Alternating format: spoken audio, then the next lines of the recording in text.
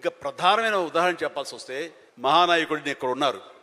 అలిపిరి సంఘటనతో అక్కడి నుంచి పడి లెగిచి ఎంత డీమోటివ్ అయిపోవాలి, చావు తప్పి కన్నులు ఒట్టపోయినట్లుగా ఆ రోజున పరిస్థితి ఉన్నప్పుడు ఆ విజువల్స్ చూసి ఎక్కడ చెక్కు చెదరలేదు. ఆయన మానసిక స్థైర్యంతో ఉన్నారు. హాస్పిటల్కి వెళ్ళి ట్రీట్మెంట్ తీసుకుని వెంటనే మామూలుగా బయటకు వచ్చారు కానీ ఎక్కడ సరే బెసికారా, కొంచెం వెనక్కి తగ్గారా, ఆలోచన విధానంలో ఏంటిది అన్నారని ఏమీ లేదు. బ్రహ్మాండమైనటువంటి ఒక కన్విక్షన్ తోటి దీన్ని ఆయన ఎదుర్కొని నిలబడేటువంటి హీరో దాత్తత నేను ఆ రోజున చూశాను నాయుడు గారిలో.